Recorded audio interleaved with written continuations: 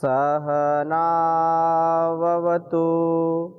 सहनौ भुनक्तु सह वीर्यं करवावहै तेजस्विनावधीतमस्तु मा विद्विषावहै। ओम शांति शांति शांति। वैदिक जीवन पद्धति में प्रातःकाल की दिनचर्या का क्रम चल रहा था और जो कैदेव निघंटू में प्रातःकाल की दिनचर्या का थोड़ा सा वर्णन आपके बीच में रखा था, उसी क्रम को आगे बढ़ाते हैं। यह श्लोक जो बहुत ही प्रासंगिक है आज के समय में, क्योंकि इसके महत्व को जानना अत्यंत आवश्यक है। सभी चाहते हैं कि हमारा तन और मन स्वस्थ रहे। तन मन को स्वस्थ रखने के लिए हम कितने उपाय करते हैं, उन उपायों में से यह उपाय भी एक महत्वपूर्ण उपाय है शरीर को स्वस्थ रखने का। श्लोक उच्चारण करेंगे। वाचम नियम्य प्रयतः संवीताड्गो अनुवंठितः गुंठितः। वाचम नियम्य प्रयतः संवीताड्गो अगुंठितः।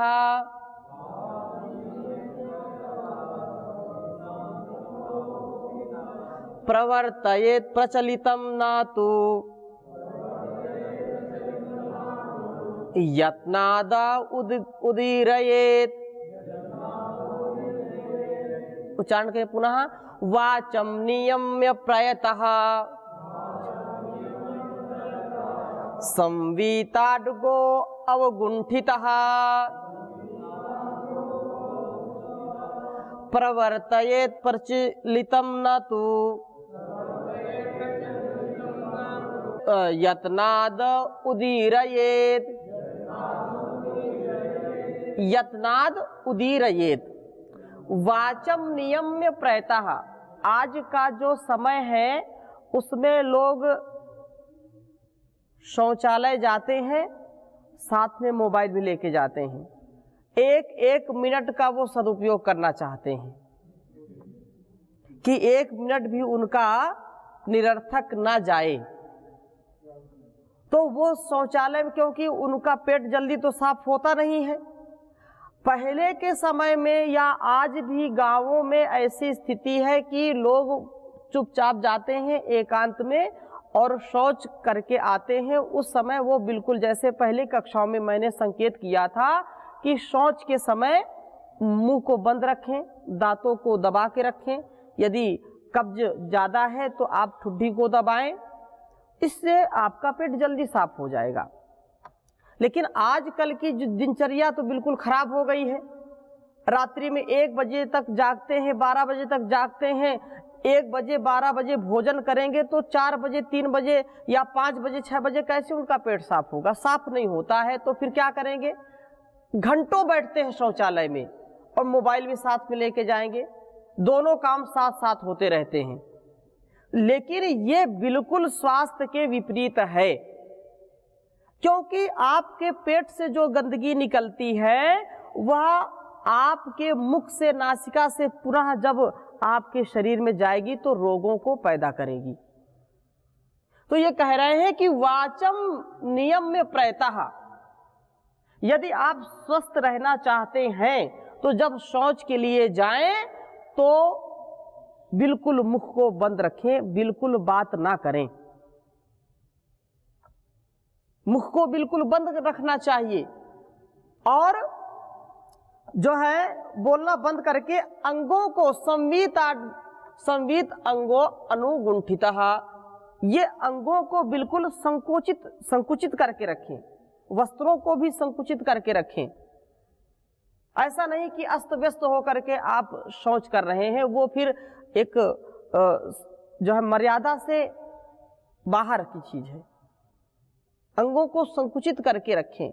और अगली बात जो यहाँ पर आदरणीय ताऊ जी ने पूछी थी, संकेत किया था, उसके लिए यहाँ पर ये नीचे वाली पंक्ति बिल्कुल अत्यंत आवश्यक है। प्रवर्तयेत प्रचलितम न तु, ये जो प्रवर्तयेत प्रचलितम न तु यत्नाद उदीरयेत, जो बहुत ही सहजता के साथ आपके पेट से जो मल द्वार से मल निकलता है अपने सहज रूप में, उसको आप जरूर निकालें। शौच हो या मलमूत्र के जो भी वेग हैं, उनको जैसे वो गति में आ रहे हैं वैसे गति में उनको चलने दें। आगे कह रहे हैं यतना ना तु, विशेष ध्यान दीजिए, ना तु यत्नाद उदीरयेत, ना कि आप जोर जबरदस्ती करके लघु शंका या दीर्घ शंका करें। यदि आपको रोग है तो उसका उपचार करें। यदि कब्ज है, आपको पाइल्स की शिकायत है, तो उसको धीरे धीरे, क्योंकि पाइल्स की शिकायत कब होती है? कब्ज से होती है। जब पाइल्स होती, बवासीर होती है, तो पेट जल्दी से साफ नहीं होता है और साफ करने में बहुत परेशानी होती है। तो लोग फिर क्या करते हैं? जोर लगाते हैं। जोर लगाने से बीमारियां और बढ़ेंगी। इसलिए यहां पर यह कहा कि शौच हो या मूत्र त्याग हो, ना तो यत्नाद उदीरयेत, उनको जबरदस्ती बाहर करने का प्रयास नहीं करना चाहिए। इसमें किसी का प्रश्न हो तो पूछिए। ओम स्वामी जी। स्वामी जी, जो इंडियन टॉयलेट होता है सो और वेस्टर्न टॉयलेट, तो जो आपने अभी बताया कि ये शरीर को संकुचित करके और आराम से मतलब उस बेग को निकालना चाहिए, तो वो बैठने में दोनों में क्या इंडियन मतलब अच्छा है कि वो वेस्टर्न? अब ये बात तो बिल्कुल स्वाभाविक है, जो भारतीय व्यवस्था है उसका तो कोई जोड़ ही नहीं है कहीं भी। तो इंडियन सीट में बैठ करके लोग शौच करते हैं और कुछ वेस्टर्न में करते हैं। उसमें देश काल वो बनी है मोटे लोगों के लिए। वो ऐसे बैठ नहीं पाते, घुटने से चल नहीं पाते, और जिनको कब्ज की बीमारी रहती है वो कितनी देर बैठेंगे गुड़ बन करके? तो आराम से वो बैठते हैं कि चलो कभी ना कभी तो निकलेगा ही है, ऐसा मान करके वेस्टर्न बैठते हैं। जबकि वेस्टर्न तो बिल्कुल बैठने का, जो स्वस्थ व्यक्ति या जो ऐसे बैठ सकता है उसमें उसको जाना ही नहीं चाहिए।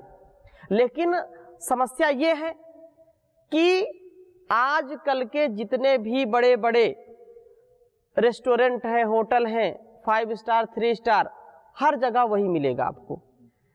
आराम तलबी का जमाना है और फैशन के दौर में गारंटी की इच्छा ना करें। क्यों भाई? आप अपने स्वास्थ्य की इच्छा मत करें, क्योंकि यह बनावटी जमाना है, मिलावटी जमाना है। तो आपने जो प्रश्न किया है, तो उसमें भारतीय जो व्यवस्था है वो सर्वोत्तम है।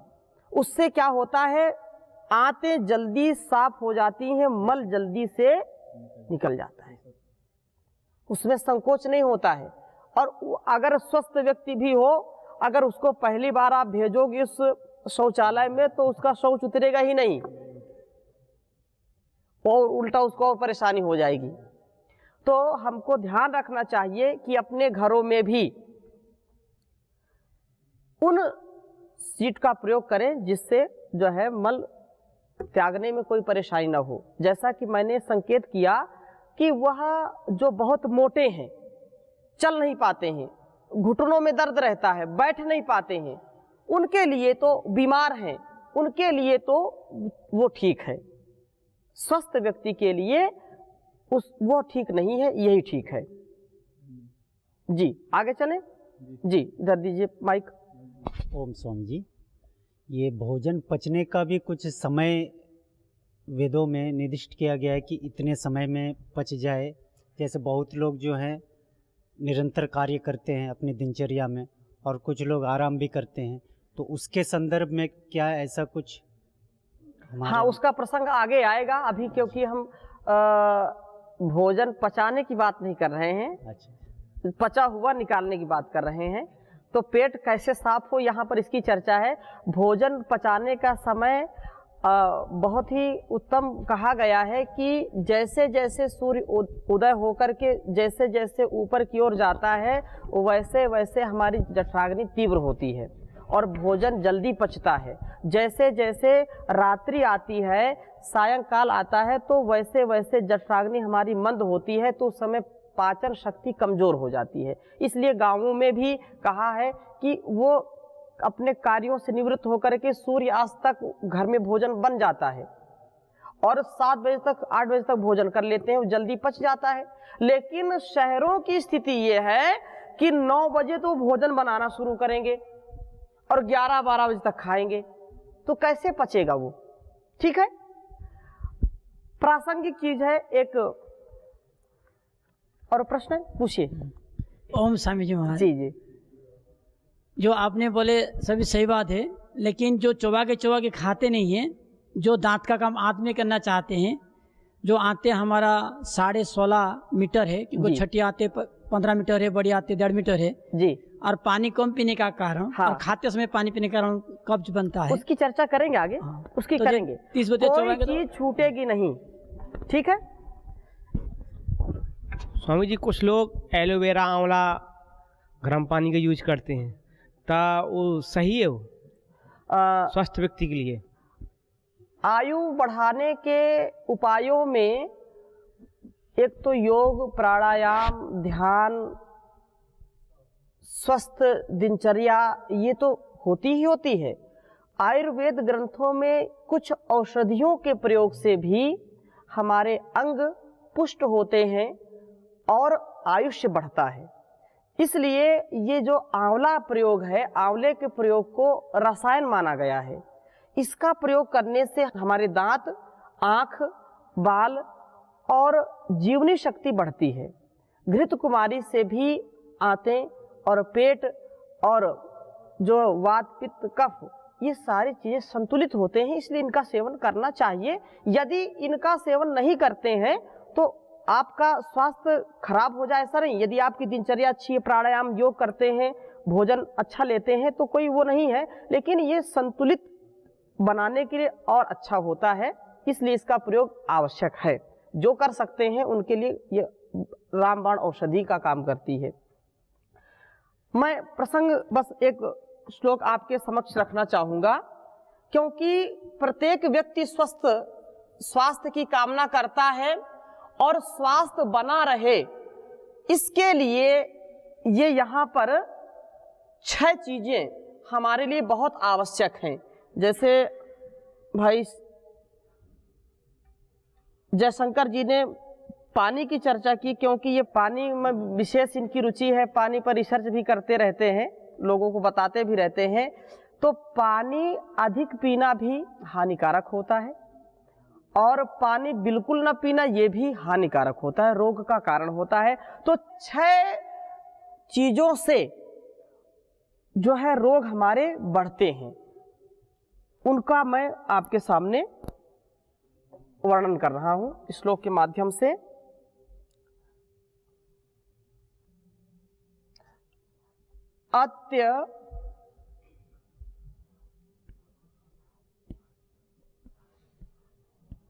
अत्यंबु,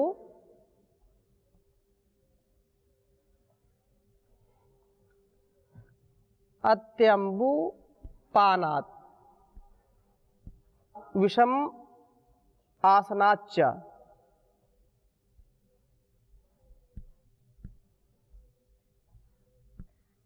बहुत ध्यान देने की बात है।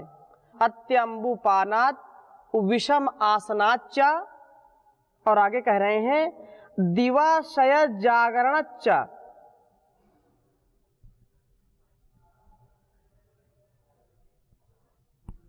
दिवा शय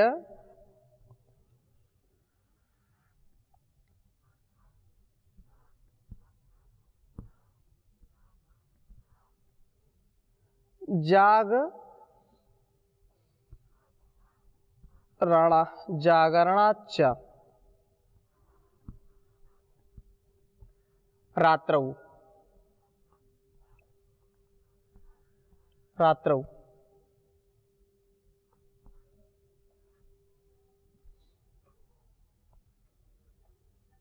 और कह रहे हैं संरोधान मूत्र पुरीशयोः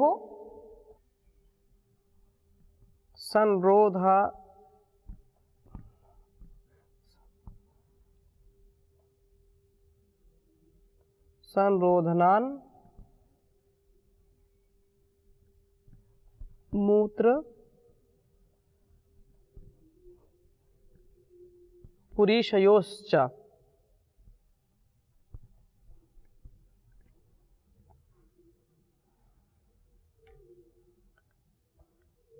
षड्भी प्रकारैः भवन्ति रोगाः।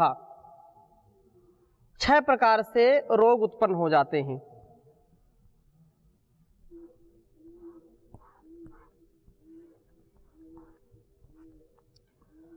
उच्चारण कर सकते हैं। अत्यम्भुपानाद् विषमासनाच्च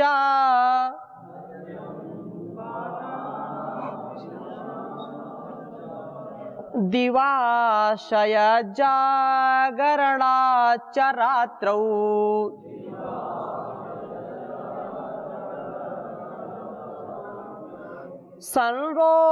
संरोधनान्मूत्र पुरीशयोश्च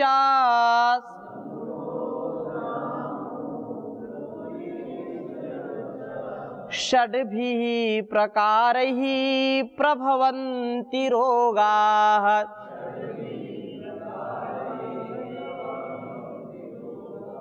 कहने का आशय ये है अत्यम्बुपानात्।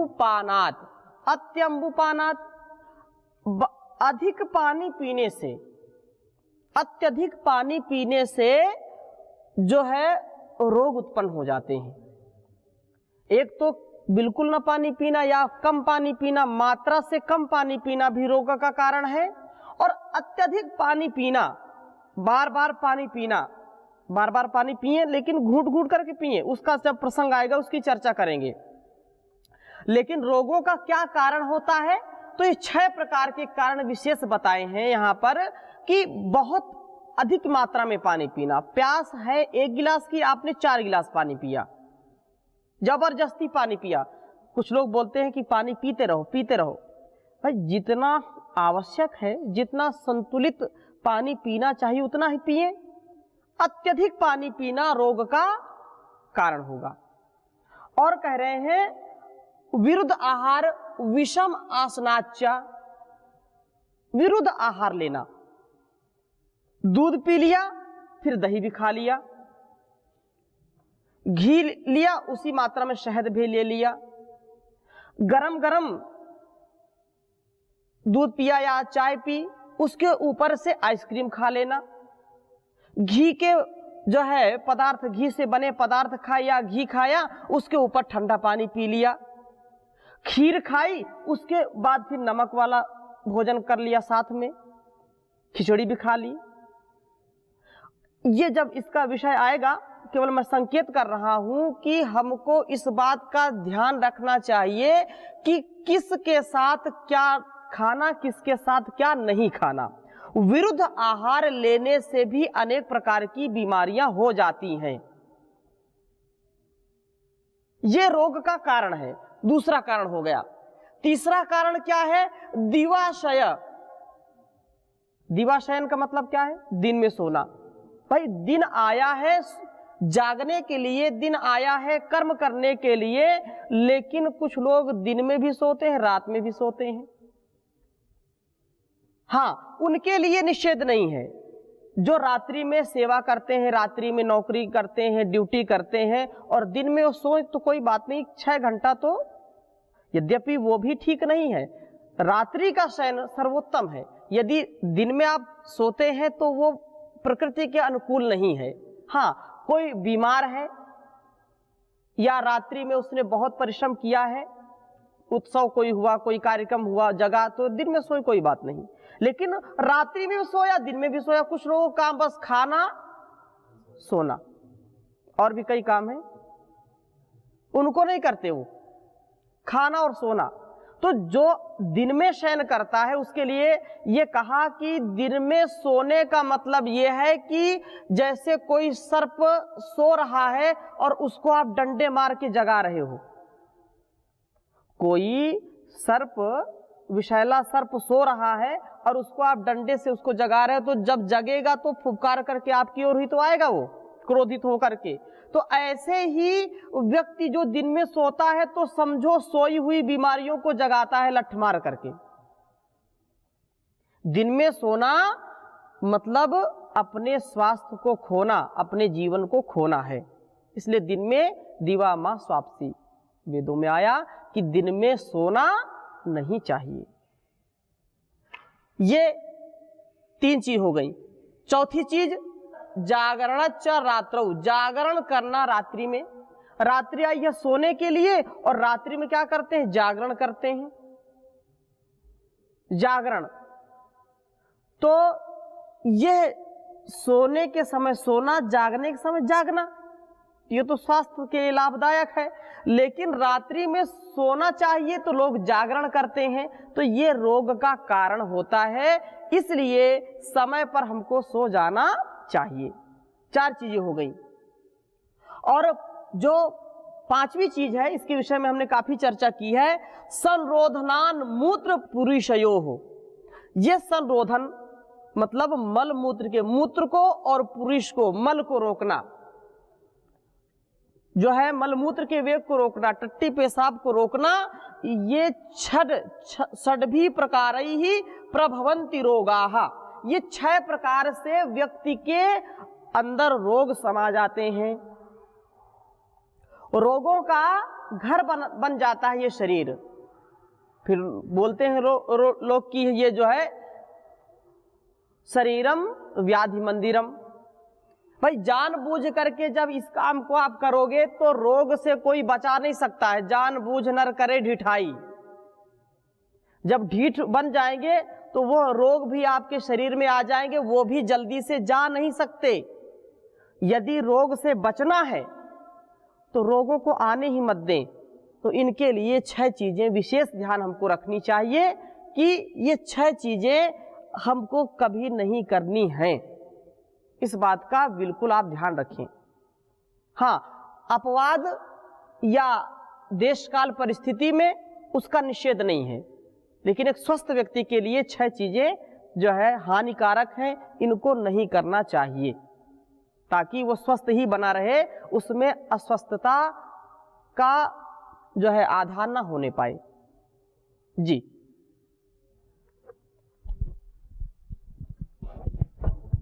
ओम स्वामी जी। जी। एक दिन में स्वस्थ व्यक्ति के लिए 2 बार सोच जाना, जैसे योगी जाएगा 1 बार, भोगी जाएगा 2 बार, हाँ। रोगी जाएगा 3 बार या ज्यादा। जी जी, सोच बिल्कुल इसी प्रकार पेशाब भी जाना 6 बार दिन में स्वस्थ व्यक्ति के लिए ठीक है। लेकिन जब भी लगेगा जाएगा तो फिर शुगर का, डायबिटीज का बीमारी आ जाएगा, या बार बार लेटरिन जाएगा तो फिर और भी रोगी हो जाएगा। तो इसकी तो चर्चा हमने की ही नहीं तो कि बार बार जाए। इसलिए कैसे किया जाए, थोड़ा सा बोलिए इस बारे में। ये बिल्कुल ठीक है कि प्रातः और सायंकाल 2 बार शौच जाना ये स्वस्थ व्यक्ति का लक्षण है। यदि वो 2 बार से अधिक बार जाता है, 3 बार जाता है, 4 बार जाता है, 5 बार जाता है, तो वह समझो कि उसका पेट ठीक नहीं है, वह रोगी हो गया है, पेट से वह परेशान हो गया है। इसलिए इसका ध्यान रखना चाहिए। और जैसे मूत्र के विषय में बताया, तो मूत्र के विषय में भी जो है 6 बार, 6-7 बार वो जाए, ये पर्याप्त इतना। जी, और किसी का कोई प्रश्न? ओम स्वामी जी। जी।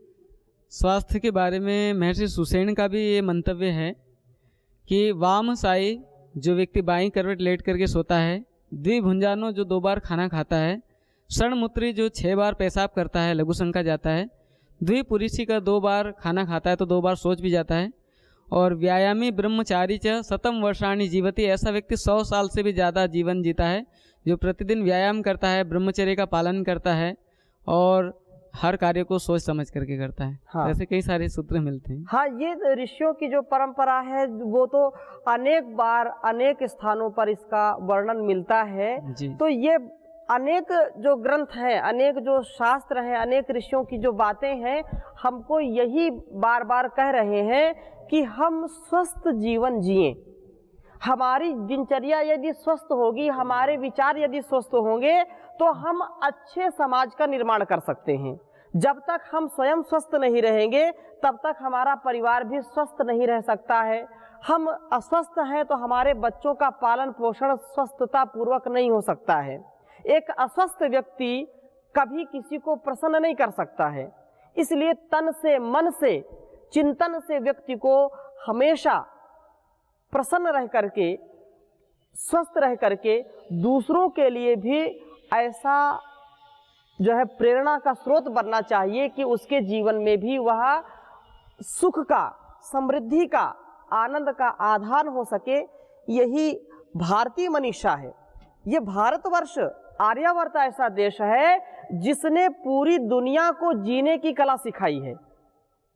नहीं तो लोगों का क्या मत था, खाओ पियो मौज करो, यावत जीवेत सुखम जीवेत, ऋणम कृत्वा घृतम पिबेत। हैं? जब तक जियो शान से जियो, और जब खाने पीने की कमी हो जाए तो कर्जा काढ़ के ले आओ। लेकिन हमारी परंपरा ये नहीं है। हमारी परंपरा उदात्त भावना से युक्त है। तो दुनिया को आज सिखाना, जो जीना सिखाया है, वो भारतवर्ष ने सिखाया है। इसीलिए भारतवर्ष विश्व का गुरु रहा है। और ऐसे ही यदि जीवन का हम आचरण करेंगे, ऋषियों के पथ पर चलेंगे, ऋषिणाम चरितम सत्यम महाजनो येन गता सपंथा, ऐसे जीवन को आत्मसात करके हम पुनः भारत को विश्व गुरु बनाने में अपनी अहम भूमिका अदा करें। तो वैदिक जीवन पद्धति का भी यही उद्देश्य है।